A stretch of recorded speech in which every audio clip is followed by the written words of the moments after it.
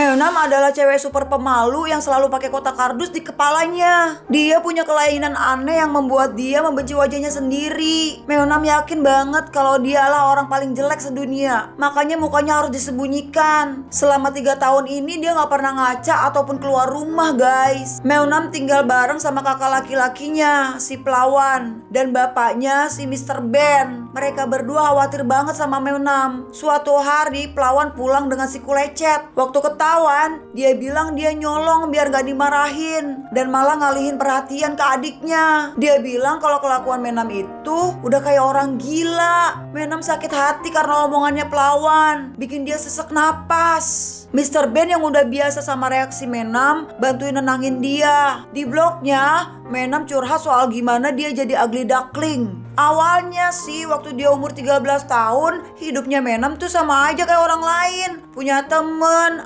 aktif dan pede sama penampilannya. Tapi pas SMP, dia naksir banget sama cowok paling ganteng di kelasnya. Saking cintanya, dia nembak tuh cowok di depan semua orang. Sayangnya cintanya ditolak mentah-mentah. Cowok itu malah ngelempar hadiah Meonam ke lantai dan ngatain dia cewek paling jelek. Dia juga ngomong kalau si Meonam aja yang pakai kantong di mukanya. Katanya muka dia serem banget. Teman-teman sekelas juga ikutan ngatain Meonam jelek. Kejadian itu bikin Meonam trauma banget, guys. Akhirnya dia gak mau ketemu orang sama sekali dan berhenti sekolah. Mr. Ben berusaha meyakinkan dia, tapi begitu sadar Meonam punya masalah serius, dia setuju biar Meonam belajar di rumah aja. Setahun setelah kejadian itu, Meonam gak pernah ngaca sama sekali dan gak pernah keluar rumah, guys. Sampai akhirnya waktu dia lagi berusaha ngambil balon yang nyangkut, ada orang asing nawarin bantuan. Meonam langsung panik nutupin muka pakai kantung kertas. Di situ dia sadar kalau dia ngerasa paling pede kalau mukanya ditutupin. Berasa udah nemuin soulmate gitu. Semenjak itu dia gak pernah nunjukin mukanya lagi ke siapapun. Lama-lama kantong kertasnya diganti kotak kardus yang lebih kuat. Keluarganya sih kadang lihat mukanya, tapi Meonam tetap pilih buat sembunyi, bahkan dari mereka. Dia juga jarang ngaca, guys. Meonam senengnya ngobrol sama orang secara anonim di medsos. Soalnya kan gak ada yang bisa lihat mukanya. Besoknya, Mr. Ben ke dokter Meonam dan minta obat buat nyembuhin penyakitnya. Dokternya jelasin kalau Meonam gak sakit, tapi punya kondisi aneh yang biasa disebut hikikomori di Jepang. Ini biasanya menyerang remaja dan dewasa muda. Mereka jadi terisolasi di dalam kamar, gak mau komunikasi sama siapapun. Menurut dokter, kasus Meonam gak parah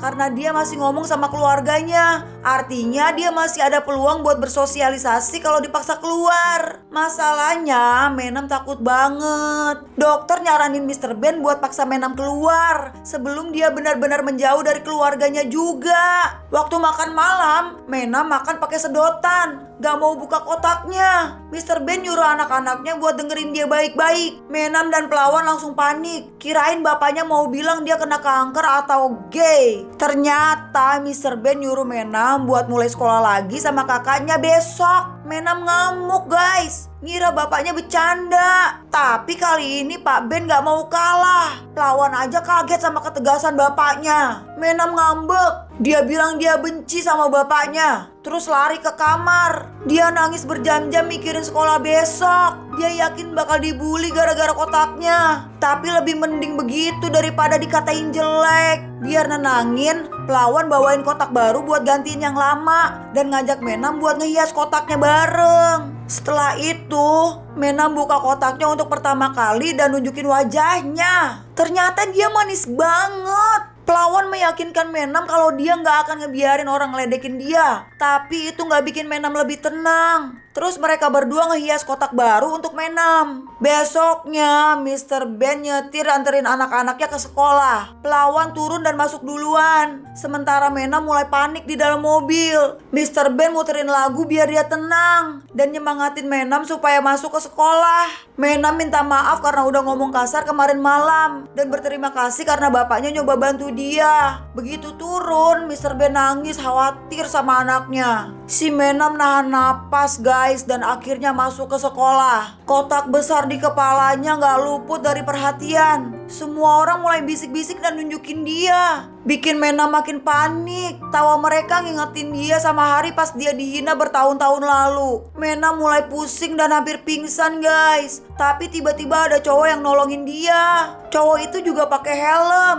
Bikin Menam rada nyaman. Cowok itu ngenalin namanya Minton. Tapi Menam panik dan kabur. Waktu lari dia gak sengaja nabrak Zero, cowok paling populer di sekolah. Zero dan teman-temannya nyuruh Menam buka kotaknya. Penasaran sama muka dia. Menam nolak, jadi mereka maksa dan dikelilingin. Untungnya Minton datang dan buka helmnya, nunjukin mukanya. Zero sama Minton langsung tatap-tatapan marah. Kayaknya mereka mau berantem di luar sekolah guys. Minton pegang tangan Menam dan narik dia pergi. Setelah itu Menam berdiri gugup di depan kelas. Gurunya udah dikasih tahu soal kondisinya. Jadi dia minta murid-murid buat menghargai privasi Menam. Tapi namanya juga anak remaja, mereka malah ngebully guys dan maksa Menam buat buka kotaknya. Minton yang juga satu kelas marah-marah lihat kelakuan teman-temannya. Menam jalan ke bangku paling belakang dan duduk-nunduk. Waktu istirahat, Menam ke kantin nyariin kakaknya tapi gak ketemu guys. Murid-murid lain masih ngeliatin dan ngomongin dia. Dua cowok ngeliat dia makan masih pakai kotak. Mereka maksa Menam buat buka kotaknya guys. Semua orang pada ngeliatin mereka ngebully, tapi mereka malah ketawa, bukannya nolongin. Menam akhirnya pergi, gak ngabisin makanannya dan nangis di luar kelas. Pas sendirian di lapangan, tiba-tiba Minton muncul. Dia pakai helm lagi. Menam kira dia ngeledek soal kotak, tapi Minton bilang dia cuma suka pakai helm aja. Terus dia bagi sandwichnya sama Menam, karena Menam tadi gak bisa makan guys. Menam ngerasa lebih nyaman ngobrol sama Minton. Mereka bahkan ketawa-tawa bareng. Tapi abis itu Menam bilang dia gak mau sekolah lagi besok. Minton bilang kalau dia udah jadi temennya Menam dan minta Menam buat datang ke sekolah walaupun cuma buat dia. Habis sekolah, Minton ketemuan sama si tukang bully, si Zero. Kayaknya yang tadi dijanjiin. Mereka adu mulut karena perbedaan di antara mereka. Minton ngejek Zero yang kemana-mana harus sama anak buahnya dan nantangin Zero buat berantem 1 lawan 1. Zero terima tantangannya dan maju setelah nyuruh teman-temannya diam di tempat. Minton mukul duluan, tapi Zero gak mau kalah dan mukul balik si Minton. Menam lagi jalan pulang pas ngeliat mereka berantem. Tiba-tiba polisi datang dan mereka harus kabur. Zero ngeliat Menam waktu kabur dan narik dia ikut. Setelah lari sampai ke tempat sepi, Zero maksa Menam buat buka kotaknya. Dan saat Zero ngeliat mukanya, dia gak bisa ngomong apa-apa guys. Tapi Menam pikir diliatin karena mukanya jelek. Dia jadi inget traumanya saat dia diejek jelek dan Menam jadi pingsan. Waktu sadar, Menam udah di rumah sakit tanpa kotaknya. Dia langsung panik dan dikasih masker buat nenangin diri. Bapaknya sedih banget, minta maaf karena udah maksa Menam ke sekolah. Dia ngerasa bersalah karena Menam jadi harus dirawat. Dia juga akhirnya ngizinin Menam buat tetap diam di rumah. Tapi yang bikin semua kaget, Menam malah bilang dia mau balik ke sekolah. Ternyata ini karena dia mau balas dendam ke Zero yang udah maksa buka kotaknya.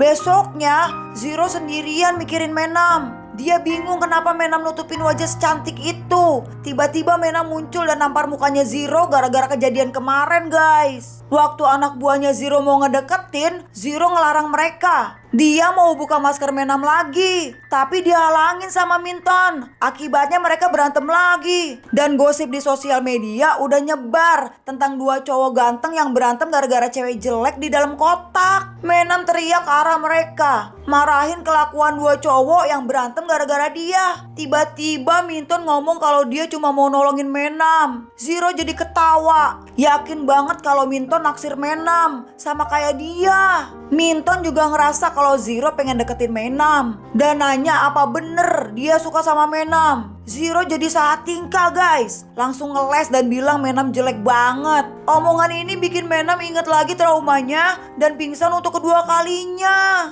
Minton nolongin, sementara Zero yang mulai cemburu cuma bisa ngeliatin guys. Besoknya Menam balik lagi ke fase insecure-nya. Dia nggak mau keluar kamar atau ngomong sama siapapun. Pak Ben dan Pelawan bingung mesti gimana nolongin dia. Tiba-tiba ada yang nelpon mereka dari luar rumah. Ternyata Zero mau minta maaf ke Menam atas kejadian kemarin. Tapi nggak dibolehin masuk sama Pelawan yang marah karena Zero bikin Menam depresi lagi. Paginya Minton datang buat nyemangatin Menam. Tapi dia nolak ditemuin. Tapi Minton maksa banget. Jadi Menam keluar pakai masker. Kaget banget. Ternyata Minton udah bikin kotak kardus bentuk bebek buat Menam biar dia bisa pakai itu buat nutupin mukanya. Si Menam jadi ketawa deh. Dia juga bikin helm bebek buat dirinya sendiri. Minton janji mau jagain Menam dan bikin Menam mau balik ke sekolah. Akhirnya mereka berangkat ke sekolah bareng naik motornya Minton, guys. Waktu Menam sendirian, Zero datang buat minta maaf, tapi dihalau sama Pelawan sebelum sempat ngomong. Pas jam pelajaran, cewek bernama Ozon datengin Menam minta bantuan. Katanya ada rumor beredar kalau Menam sama Zero jadian gara-gara Zero bisa aja nurut sama dia. Ozon minta Menam buat nyetop Zero yang suka ngebully orang. Menam nolak karena dia bilang gak ada hubungan apa-apa sama Zero. Terus dia pergi. Terus pas istirahat makan siang, banyak orang yang mintain bantuan ke Menam, tapi ditolakin lagi.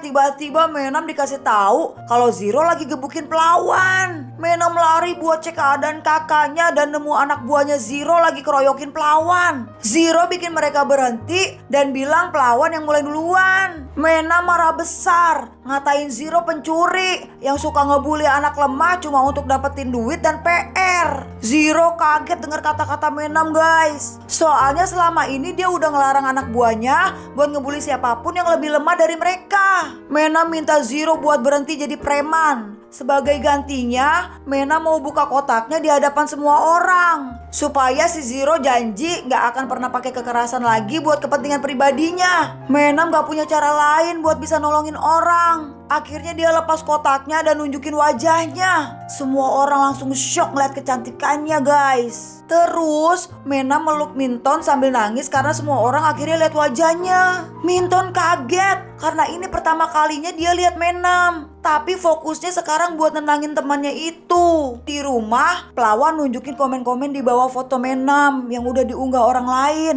Walaupun isinya positif, Menam masih gak percaya dirinya cantik. Dia masuk kamar, jendelanya ternyata kebuka. Zero tiba-tiba muncul dan nyuruh dia diam. Dia minta maaf udah ngatain Menam jelek dan bilang kalau aslinya Menam itu cewek paling cantik yang pernah dia lihat, guys. Setelah Zero pergi, Menam mikirin terus omongannya Zero. Dia minta teman online-nya buat ngeliat fotonya yang udah diunggah di medsos sekolah. Waktu temennya heboh bilang Menam imut, akhirnya dia sadar kalau mungkin semua orang beneran bilang dia cantik. Untuk pertama kalinya dalam 3 tahun dia ngaca. Dan ternyata memang dia itu cantik banget, guys. Dia sampai gak percaya lihat pantulannya sendiri. Besoknya Menam ke sekolah tanpa kotak. Semua murid ngeliatin dia dan bisik-bisik. Tapi kali ini mereka gak ngeledek, malah ngagumin kecantikannya, guys. Menam masih gugup, tapi udah siap jalanin hidup baru dengan percaya diri yang belum pernah dia punya sebelumnya. Udah deh ceritanya. Yuk subscribe channel ini, nyalain notifikasi, dan jangan lupa like video ini ya, guys. Makasih ya udah nonton.